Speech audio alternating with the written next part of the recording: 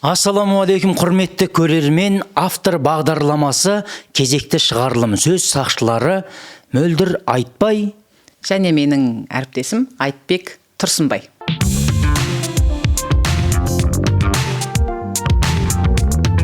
Бүгін бізде кезекті сөзі ақсап жатқан әндерді талқылау, бірақ бұған дейінгі бағдарламалар туралы сәл тоқтала кетейін. Көптеген пікірлер келіп түсіп жатыр, оқырмандарымыздың саны күн сайын көбейіп жатыр. Құттықтаймын сізді де, бұл ортақ еңбек. Тағы да көбейе түсіңіздер. Әлде де көбейе түсіңіздер. Мөлдір өлең арнасына тіркеліп, пікір жазып, лүпіл басып қоюды ұмытпаңыздар. Кеше Әлімжанның тойына бардым. Кеңес Әлімжан. Өз жүрегінен ұялмайсың ба деген әнімен. Мен бара алмай қалдым, Әлімжан айып етпе, бауырым. Сапарда болып қалды. Иә, керемет той өтті. Қазақ халқы түгелдей құлағдар болған шығар деп ойлаймын. Сол тойда Еркебұланмен жолықтым. Еркебұлан Құмаров, жылтыр көйлек. Иә, кеше біздің сынаған бағдарламамызды көріпті.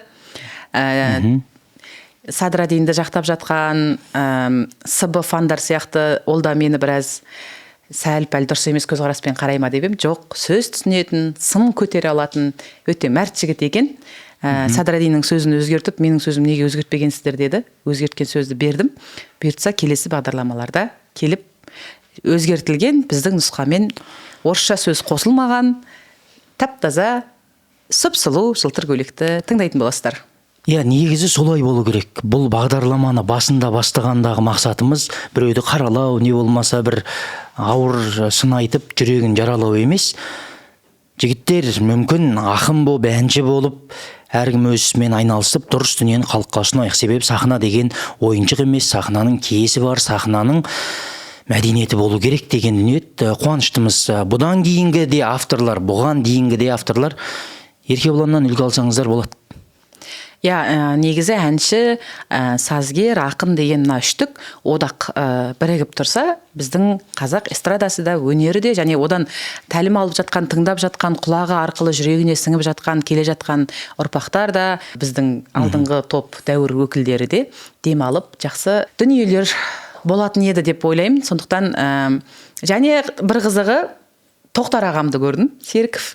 Тоқтар ағам мен жеке былай танымайтын шығар деп ойлап барып сәлемдесейін деп барсам, сен өте жақсы нәрсе жасап жатсың деді. Қуанып қалдым. Бізде енді Тоқтар аға, ассаламалейкум. Иә, бізде енді қазір жазылатын адамдардың саны аз, қаралымдар аз, бұл енді үлкен еңбек қой. Сондықтан сәл-пәл көңіл күйім болмай, әрі қарай түсіреміз ба, түсірмейміз ба деп уайымдап жүрген кезде. Мен жалғыз өзім түсіретін болғам, бүгін жалғыз жүргізем деп ойлап едім, бірақ сәл кешігіп келгені бар. Бұл өмірде не жаман, күткен жаман. Мөлдір Айтбайды күтсең, тіптен жаман ағай. Бүгін қандай Мөлдір қасыңа келіп, бағдарлама күшті болып біткен жаман деп айта алмаймын. Біткен заман. Біткен заман. Иә, бүгін бұйыртса біз бүгін талқылайтын Әттең-ай шығарылымының басты кейіпкерін көру үшін кеттік. Хат жазбайтын заманда хат деген өлең шығыпты.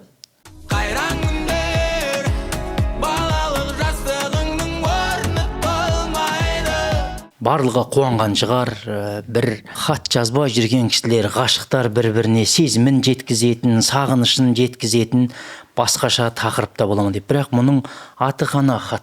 Хат деген кезде Асқар Жүнісбековтің хат жазып тұр деген өлең бар. Хат жазып тұр. Одан кейін Айгерім Мамырованың Шынберген Сүлейменовтің әні мен сөзіне жазылған хат жазшы маған деген тамаша өлеңі бар. Сондай сияқты керемет хат екен деп ойлағанмын, өйткені мен Калифорнияны қатты жақсы көремін. Сүйіп тыңдайтын әншілерімнің бірі. Неге оған себеп болған ең әуелі Калифорния жалпы шығармашылығын жүріп келе жатасың деген әнмен бастады карантиннің уақытында. Ол кезде кім айтатынын білмеймін, бірақ сол өлеңді мен өзім күліп отырып тыңдайтын. Жүріп келе жатасың, былай дейтін өлеңі бар. Өзі жүріп келе жатасың мен бітіреді өзі өлеңді. Бірақ ана әнін де өзі жазады Калифорния. Сосын бір әндеріндегі жаңа елтіп кететін бір нәрселері бар өзінің. Қар. Иә, сосын өзінің керемет бір даусындағы бір мәнері бар. Бір шаршап тұрған адам сияқты ма, бір сондай бір даусындағы бір өзіне ғана тән бір ерекшелік бар. Енді оны да сынап жатқан адамдар бар. Кейде Аманғалидың бір айтқандарын көргенмін мен бір нелерде. Әзіл әлемінде. Сондай сияқты, бірақ білмеймін, енді ол әркім әртүрлі қабылдайды. Біз енді әншілердің бір ән айту мәнеріне, не болмаса бейне баянына баға бере алмаймыз. Иә, баға бере алмаймыз. Мен өзім жеке пікірімді айтып жатырмын да. Жеке пікір болғанда ұнайды, ол көпшілікке ұнайды. Бірақ сол дауыс ұнағаннан, әнді жеткізу ұнағаннан не айтып жатқанын білмей қаламыз. Иә. Тағы да сол әуен бойынша не сөз тыңдап жүрміз? Жалпы хат өлеңі YouTube желісінде 10 миллионға жуық қаралым жинаған, бір жылдан астам уақыт болған екен. 756 комментарий бар екен. Біз пікірден бастайық. Әннің мағынасы мынау белінде сызығы бар қай планета? Сатурн. Планета деп тұр ғой енді, былайша айтқанда. Иә, ғарыш, космос деп тұр ғой енді. Деп әннің мәтінін жазып қойған екен. Қазақ дүние жүзіндегі ең талантты халықтардың бірі дейді. Осы жігіт сияқты жастарымыз неше рет дәлелдеп жүр дейді. Мүмкін. Калифорния молодец, супер очередной хит дейді. Мақтауға сөзім жетпейді, өте керемет шыққан дейді. Өте әдемі сөздері, мықты, жүрегімді сыздатып көзге жас толды дейді. Рахмет саған. Фархат Жұлдыздың жаңа берсін дейді. Мынау жігітті тауып алып бір жеке сөйлесу керек екен. Мақтауға сөз жетпейді деген пікірмен келіспеймін. Әрине. Фархаттың сөз жетпей қалған сияқты ол. Дұрыс па? Фархаттың ән айтуға сөз жетпей қалған сияқты ма? Жақсы. Ерегесіп, кешке төбелесіп, ішіңдегі өз-өзіңді қина. Бұл ерегесіп, кешке төбелесіп, адам өз-өзімен арпалысады ғой. Нәпсіңмен күрес деген сияқты. Нәпсіңмен күрес деген сияқты әңгіме, бірақ енді келмейді мынау. Сөз емес мынау. Әңгіме дегуге де келмейді енді мынау. Ерегесіп, кешке төбелесіп, ішіңдегі өз-өзіңді қина. Арпалысып, айналамен ізгілесіп, есіңді жина. Қазақ еліне жаңа бір сөз. Ізгілесіп. Рахмет, Фархат. Деген қалай? Ізгілесіп, сыйласып, ілесіп, ізгілік танытып, ілесіп, ізгілік жолында, ізгілікпен, ізгі ниетпен деген сияқты түрлі баламалары бар, бірақ ізгілесіп қой. Бұл буын саны жетпей қалғаннан ба? Төбелесіпке ұйқастырған ғой ол, ізгілесіп. Төбелесіпке ұйқас төбе тесіп болады, ерегесіп болады. Ізгілесіпке сүзгілесіп болады бұқалар. Жоқ, бұл жерде екі буындық ұйқастырған алған. Төбелесіппен, ізгілесіптің лесіппен лесіп ұйқасып тұр ғой. Еще ол новыйдан шыққан сөз. Жарайды. Есіңді жина, өзіңді қинамен, есіңді жинаның қинасымен жинасын ұйқастырған. Жарайды енді. Артық қимылсыз жүріп, жастығың өтіп кететін кез келеді, өзіңді сыйла дейді. Артық қимылсыз жүріп деген сөз, сен мына өмірде ештеңе жасамай, жастық шағың өтіп кетеді деген әңгіме ғой. Негізі жақсы әңгіме айтқысы кеп тұр ғой, бірақ жетпей жатыр ғой анау. Сауат жетпей жатыр ғой, сөз жетпей жатыр. Негізі Калифорнияның қар деген өлеңі шыққан кезде, Калифорния Фархат дәстүрлі ән оқыған. Дәстүрлі ән оқыған адамның жүрегінде әдемі әуендер, санасында әдемі сөздер бар.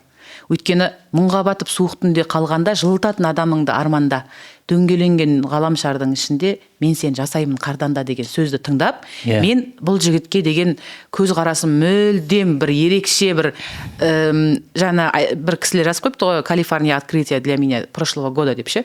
Мен үшін де солай былтырғы жылдан бастап открытие болып еді, бірақ осы жылдан бастап закрытие болды маған. Мен таптым. Ізгілесіп деген сөз қосып, бүйтіп қателесуіне мөлдір айтпайдың көз дейді. Үйіңдегі үлкендерге сөз тимесін, жақсы құл боласың, бұрыс жолдан былай тұр. Үйіңдегі үлкендерге сөз тимесін, жақсы құл боласың деген сөз, бұрыс жолдан былай тұр деген, жаман жолға түспе. Үйіңдегі үлкендерге сөз келмесін, атаңа нәлет демесін саған. Оңбаған көргенсіздің асырап баққаны деп айтпасын, тәрбиесіз демесін деген сөз ғой енді. Өте үлкен мағына жатыр мына жерде, бірақ өте сорлы деңгейде жеткен да мына мағына.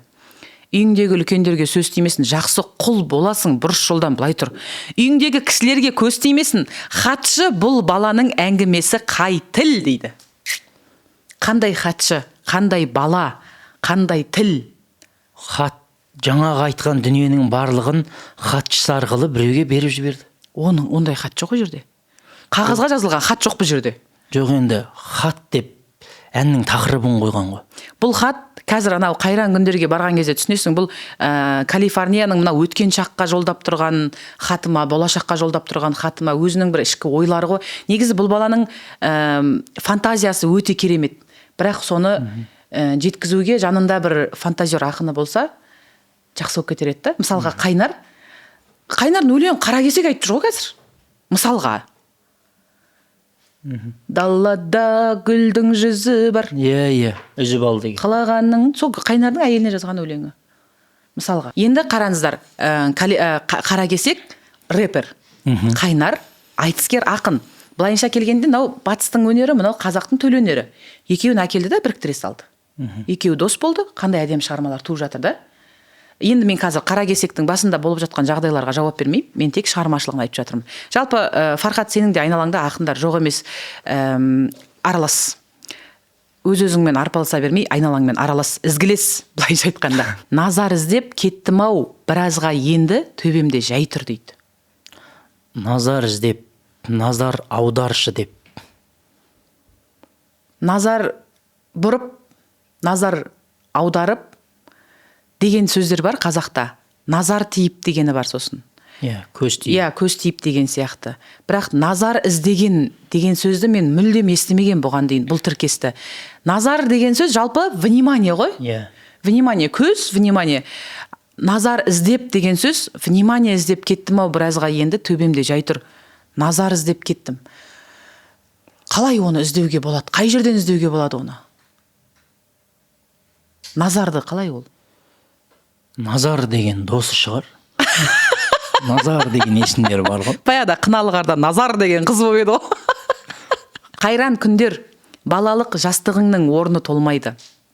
Қайран күндер, балалық жастығыңның орны толмайды. Неге толмайды? Балалық жастығыңның орны, балалық жастығың оралмайды, қайта келмейді десең түсінікті. Неге балалық жастығыңның орны толмайды? Балалық жастық ол өтеді, қалай оның орны толу керек мен білмеймін. Қайтқан күнде далалық аштығыңның соңы қорлайды дейді. Осы қалай? Қайтқан күнде далалық аштығыңның соңы қорлайды. Ойнап жүріп, далада ата-анасы шақырғанда ас ішпей қалған баланың әңгімесі ме? Жоқ, менің ойымша. Жоқ, даладағы сол зұлмат замандар аштық па? Сол аштықты айтып тұр. Ал ол аштықтың бала күнге қатысы, хатқа қатысы қалай? Жоғарыдағы айтылған ақылға қатысы қанша? Бұл нәрсені мына өлеңде не мағына айтқысы келгенін түсінген адамдар түсінген шығар, бірақ мен түсінбедім. Өйткені бұл жерде сау адамның фантазиясы емес енді. Сау адамдың ойлайтын ойларын сау емес тілде жеткізген сияқты. Қалық қаратып, қарызға батып, күнде өлең терем. Қазір жаратып, сол күні алдында бәрі көлеңкелер. Сүйіктім. Сүйіктім келесі сөз. Халық қаратып, назарға батып, күнде өлең терем. Қарызға батып, жақсы, халықтың жайын ойлап жатқан бір бағанағы дәстүрлі әнші деген есіме түсіп кетті. Дәстүрден хабар бар деген. Қымбатшылық нарықтың заманында халықты ойлап жатқан жақсы сөз сияқты, бірақ жоғарыда не айтылды? Ортасында не айтты? Назар іздеп жүр, ізгілесіп жүр. Өлең тереді ғой еще. Қорланып жүр, өлең тереді. Қай жерден тереді оны? Халық қарызға батып жатқанын ойлайды. Айтбек, сен жалпы айтсасың ғой, енді мен поэзияда жазам, айтсам, әннің сөзін де жазам, иә? Мен де поэзияда жазам. Иә, сен де поэзияда жазасың, әннің де сөздерін жазасың. Біраз белгілі әндерің де бар, иә? Өлең терген кезің бар ма? Мен өлеңді компьютерге теріп көргем, клавиатураға, бірақ бітіп. Қарызға батып, өлең теріп көрмеппін. Енді анау елдің арасына өнерпаздың несібесі тарыдай шашылады екен, соны теріп жеп жүресің деп ақтауға келмей жатыр. Барынша тырысып жатыр. Ақша терем деп тұрған жоқ қой, ол өлең терем деп тұр ғой енді. Жалпы айтып жатқаным ғой, не теруге болатын? Нәсіп теруге болады. Нәсіп теруге болады. мақта теруге болады, картоп теруге болады, алма теруге болады. Картопты термейді, қазады. Қазады, иә, картопты қазады. Қазғасын. Баяғыда папа қазып кетеді, мен теретімін артынан, қап ұстап алып. Нарынқолдың картобы бар аға. Бала жынысын анықтаймыз. Жарнаманы солай айтатын болсақ. Сүйіктім, өшір әдемі. Сүйіктім, өтінемін, мені кешір. Мына жол жүрегіңнен өшір. Сен жіберген адамдарды тыңдамай, қасарысып тұрдым-ау, не үшін? Жасанды кейпіндемін жақсы адамның. Өзіңнен басқаны растамадым. Сол күні мені жалғыз тастамағын. Мұңға батқан күні. Иә, мұңға батқан күні. Сол күнде қалғанда басқанда айтсаң. Жылататын адамыңды арманда деген адамы сүйіктісі осында жүр. Бірақ бұл аштықтан қорланып, елдің жайын ойлап, өлең теріп, назар жетпей, қарызға батып, ізгілесіп жүрген кезде сүйіктісінен кешірім сұрады. Сүйіктісінен кешірім сұрады. Сонда сүйіктіңнен кешірім сұрау үшін соншама нәубет жылдардың бәрін еске алып, солай қиналуға бола ма? Бұлай да сұрай салуға болады ғой кешірім. Бұлай бір кафейнеға шақырып, гүл апарып сұрай салсаң да болады ол кешірімді. Бүкіл қазақтың тарихын, арғы бергісін, өткенін жіпке тізіп, шежірей ғана айтылмаған ғой мына жерде. Жеті ата қосылмай қалған. Өсиет бар ортасында. Бос жүрме, қимылсыз қалма деген. Бәрі бар. Үлкендерге көз тимесін, кішілерге сөз тимесін деген. Тілек бар. Ақ батамен шежірей ғана жетпей қалған. Өлеңнің аты қазақшасы ботқа, орысшасы мөлдір айтады кәз. Каша малаша. Мен орысша сөйлемейтін бар ағай. Мен орыс тілі әдебиеті маманымын. Жоқ, мына сөз бар. Ізгілесіп деген жаңа сөз шығарды ғой, Калифорния. Фархат біздің немізді байтып атыр лексиконымызды. Өзіңнен басқаны растамадым деген сөз бар. Мойындамадым деген сөз қайсыған ұйқасты ол растамадым? Тастамағын ғой. Жақсы адам. Иә, жасанды кейпіндемін жақсы адамның, өзіңнен басқаны растамадым, сол күні мен жалғыз тастамағын. Құрметті Даниял Мағжанұлы, сіз осы некені растайсыз ба? Деп айтыла ма? Иә, растаймын дейді. Растамаймын дейді. Растамағын деп айтылмайды бірақ. Растамағын? Растамашы деп те айтылмайды ғой. Енді ізгілесіптің қасында жақсы. Қайтадан қайырма қайталанады, қайран күндер, балалық жастығыңның орны толмайды, қайтқан күнде далалық аштығыңның соңы қорлайды дейді. Калифорния, сен осылай кете берсең, сен точно соңы қорлайын деп тұр. Өйткені мен жақында бір өлеңін көріп қалдым, 69 деп аталады. Мен көрмедім, көрмеймін де. Бірақ мен тыңдамадым. Обложкасын көрдім. Мен қойдым. Алматы деген өлеңін тыңдадым. Алматы деген, Алматы ең алғашқы махаббатым шығарған Дінмұхаммед атаматын кеше бүкіл Қазақстан болып, Алматы қала күні құтты болсын ағайын. Сол кезде осыны хормен айтты. Әдемі, е? Мақтанышпен Алматыға деген махаббатыңды жеткізесің, бір алғысыңды әнмен жеткізуге болады. Бірақ Алматы деген әннің ішіндегі сөз бұлай. Алматы туралы Тұманбайдың өлеңі бар. Жұлдыздар жерге жақындап, аспаннан түсті, жақындап, байланып қалған секілді. Тамсанып соған тату бақ, ойланып қалған секілді дейді. Лампаларды айтып тұрған, түнде жанып тұратын. Сол лампалармен ана парктың ішіндегі сұлулықты Алматы түні ұйқыңды менің ұрлады деп ары қарай жалғасады ғой. Бірақ ана жердегі тамашалықты жеткізе алмаймын мен сөзбен. Енді сондай Алматы шығары деп тыңдасам. Таң ата мафия ұйықтайды, қала оянады. Қазір мафия ойыны трендте, иә, түсінікті, мафия ұйықтайды, қала оянады, әдемі сөз болады. Жұмысқа асығып сүйкімді қыздар боянады. Иә, жұмысқа асығып боянады, дұрыс. Ертең қоямын деп айталып қоя алмады дейді. Үшеуді. Ертең қоямын деп айтып алып қоя алмады. Біраз нәрсені. Енді қыз боянып жұмысқа кетіп бара жатыр. Жігіт кеше қоям деді, тағы да достарымен ішіп қойған шығар. Деп дамыды. Қоя алмай қалды ма? Ну, енді осындай ғой біздің Алматы. Как это осындай ғой біздің Алматы? Ну, енді осындай ғой біздің Алматы. Қалай ол? осындай ғой біздің Алматы. Ну енді солай да енді біздің Алматы. Бұл әннің сөздері. Мен өзімен өзім лақ кеткен жоқпын, бұл әннің сөздері. Сөйлесіп отырған сияқты. Әнге не жазамыз деді, музыка кетті, сосын осындай ба біздің Ей, Алматы? ғажап музыка ғой, елтіп тұр ғой, качат етіп тұр ғой, неге бір нормальный сөз қоя салуға болмайды? Ары қарай? Оқымаймын ары қарай. Мен оқимын ағай. Ол қыздың артынан бәйге аламан. Ол қыз ғажайып ғаламат. Менен басқа ешкімді қаламады. Қош келдің менің қалама. Бағанағы боянған қыз ба? Сол қыз ғой енді. Ол қыздың артынан бәйге аламан деген. Оған ұйқастыру керек болды ғой. Бағана қыз келесіп сияқты ғой. Жоқ, ұйқастыру керек болмады бұл жерде. Бәйге аламан деп айтады ол. Қарашы, қалама деген, аламан деген ұйқасып тұр ғой. Серкеге таласқан Иә. шабандоздардай бәйге аламан, оған ғашық Бәрі жүгіріп жүр артынан. жігіттер көп, соңынан сөз айтушылар көп деген әңгімені айтқан түрі ма? Негіз бұл болмайды, бұл мөлдір өлеңге жатпайды, бұл ұят болады. Мына жерде орысша сөз бар екен, осы жерін оқып жіберсеңіз, мен қазақша жерлерін оқысам. Маған обида ұстама, керегі beautiful life. Маған обида ұстама, керегі beautiful life. Маған ренжіме, маған тыныш өмір керек.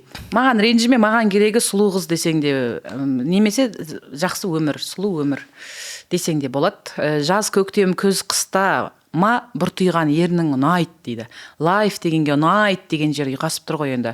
Я, ұйқастарына әңгіме жоқ енді, былай қатты әнге негізі былай жанасқан, қабысқан ұйқастар болмаса да жарайды ғой, бірақ енді мағына болу керек қой, бірақ жүрегіммен ойнама, өзіңмен бәрі оңай, басқаларды ойламай, күтемін сені tonight дейді. Бұл жерде былай ғой. Мен tonight деген түнде деген. Үш тұғырлы тіл деген саясатты осы әнде қолданған. Қазақша бар, реніш деген орысша бар, және ағылшынша бар.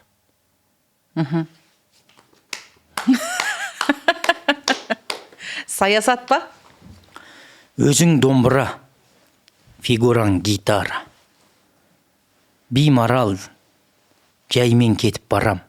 Қараптан қарап суып кетпесін ара, ғажайыпқа қарап тұр көздерім қара.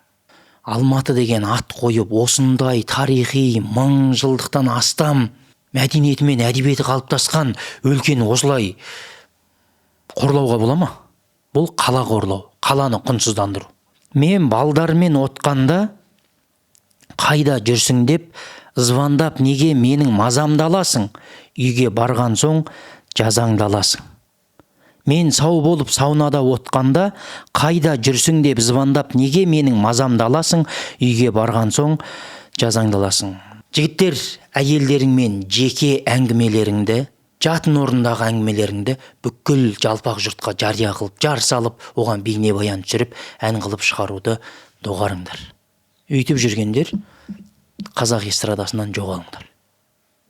Мынаны ары қарай талқыламай қоюға ұят болады. Әттең ай. Көңіл күйді түсірмейміз, бірақ түсіріп қойдық. Иә, түсіріп қойдық, ары қарай көтеру керек. Біздің бүгін көңілімізді көтеріп беретін қазақ халқына түгелдей таныс, жас та болса жақсы әнші, талантты әнші. Бұл да әні мен сөзін өз жазатын кездері көп. Мирас Жүгінісов.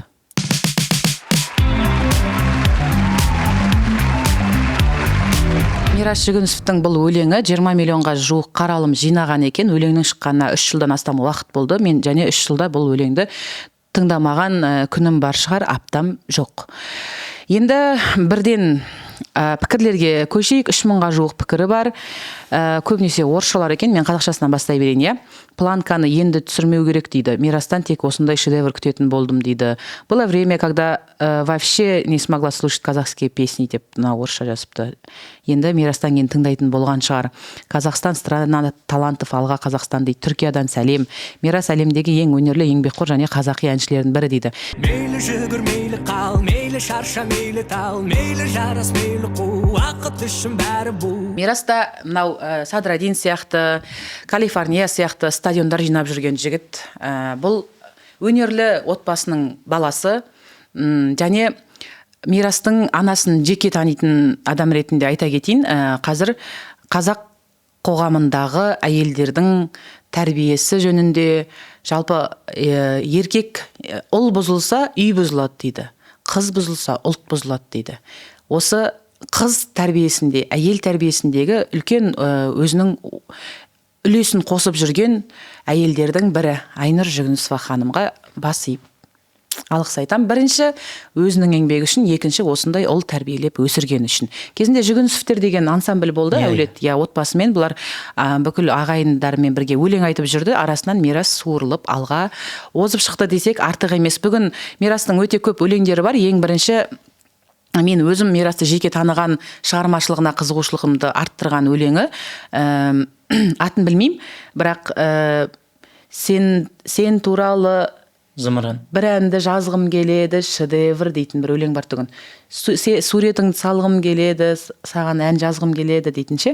Сол өлеңнен кейін мен мирасты жалпы жеке іздеп, былай шығармашылығымен таныса бастадым. Осы уақыт деген өлеңінің жалпы мағынасы, мен енді мағына жөнінен негізі қазіргі жастар мағынаны өте қатты түсінеді. Өте қатты терең ойлайды. Жаңағы Калифорнияның далалық аштығыңның соңы қорлайды деп, анау кезінде сенің аштығыңның басыңда қалып кеткен бір біздің генетикамызда қалып кеткен бір бөліктері бізге бір кейін бір өзінің зиянын тигізеді деген нәрселерді айтқысы келген шығар, бірақ оны жеткізе алмаған да. Ал мирас өзінің кез келген өлеңінде айтқысы келген нәрсені толық жеткізеді. Зымыраны болсын, басқасы болсын. Аямайды, қарамайды. Уақыттың ағысы ешкімді менсініп тыңдамайды. Уақыттың ағысы ешкім тыңдаған емес. Хандар да, қаралар да өткен мына өмірден. Уақыт өтеді. Тоқтамайды, сақтамайды. Сағаттың тілдері ешкімді жоқтап, жақтамайды. Сағаттың тілі ешкімді жоқтамайды. Өлесің, болды, кетесің. Шыңғысхан да кетті, әлемді билеген, Александр Македонский да кетті деген сияқты. Мейлі жүгір, мейлі қал, мейлі шарша, мейлі тал, мейлі жарыс, мейлі қу, уақыт үшін бәрі бу. Уақыт барлығын буға айналдырады да жібереді. Ұрлап жатыр жастығымның әр сәтін, сыйлап жатыр бақыт толы қанша күн. Уақыттың бәрі, өткен уақыттың бәрі жаман емес қой. Өте әдемі жеткізген. Жастығыңның әр сәтін ұрлап жатқанымен, бақыт толы қанша күнді сыйлап жатқаны. Өмір өтіп барады, өте берсін, сәттер өтіп барады, осы қиын деген сияқты ғой. Өте әдемі жеткізген. Уақыттың өзін ақтап алған әдемілеп. Уақыт тәніңді жұлмалап жейді. Сағат тілімен сан тілім дейді. Еғылшыр картина. Уақыт тәніңді жұлмалап жейді. Сен денеңе әжім түседі, қайратың қайтады, шашың ағарады, тісің түседі деген сияқты. Бірақ ана сағаттың тілі, стрелкасы бар ғой, сан тілім дейді ойлашы.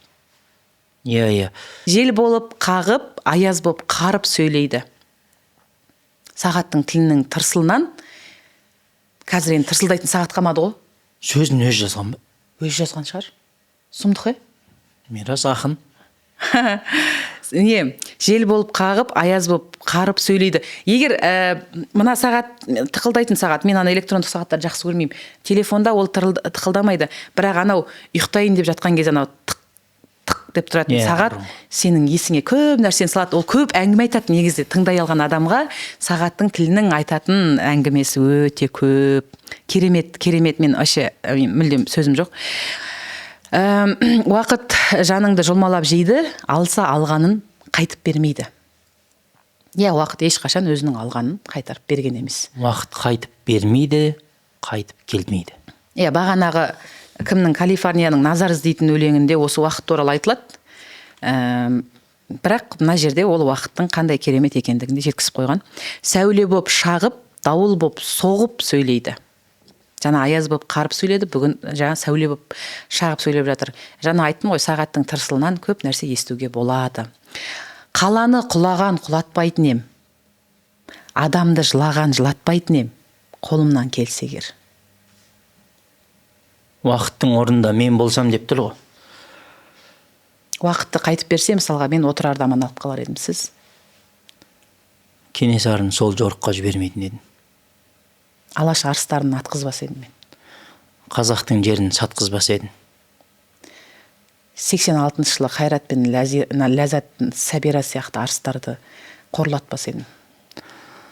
Қазақтың қыздарын жалпы бақытсыз жамал ақ білектерді зорлатпас едім.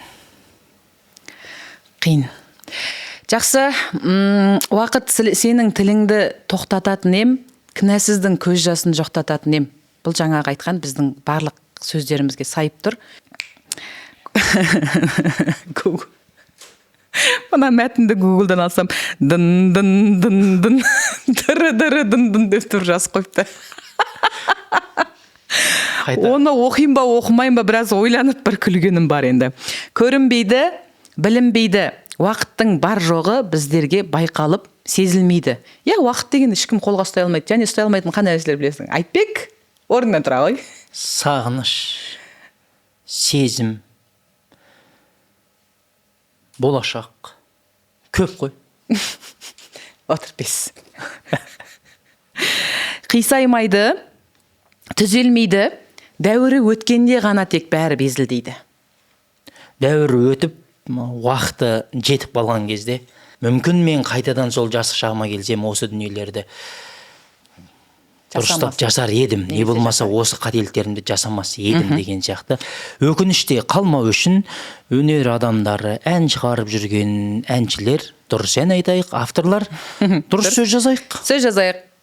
Мирастың уақыты болса, Мирасқа жаздырып алыңдар. Енді бұл өлеңнің авторы кім екенін білмейміз, осы бағдарламадан кейін хабарласа жатар. Бізге өткендегі шығарылымдардан кейін әрбір өлеңдердің авторлары хабарласып жатыр жеке-жеке. Біз білмеген авторлар да бар екен арасында. Бұйыртса, арнайы қонаққа шақырып, өлеңді қалай шығарғаны, қандай сезімдермен шығарғаны туралы нақты ақпараттар сұрап, ой бөлісетін боламыз. Мирас, шығармашылығың дами берсін, қазақ өнеріне, қазақ эстрадасына еңбегіңді сіңіріп жатырсың. Әрі қарай да осы биігіңнен құламай, тек қана Алла берген абыройдан айырмасын. Алла абыройыңызды арттыра берсін, бауырым. Әттең ай дейтін әндерден шіркін ай дейтін әндеріміз көп болсын. Шіркін ай дейтін күндеріміз көп болсын. 18 000 қаламның авторы баршамызға жар болсын. Сөзді ойнатуға болады, сөзбен ойнауға болмайды. Сау болыңыздар.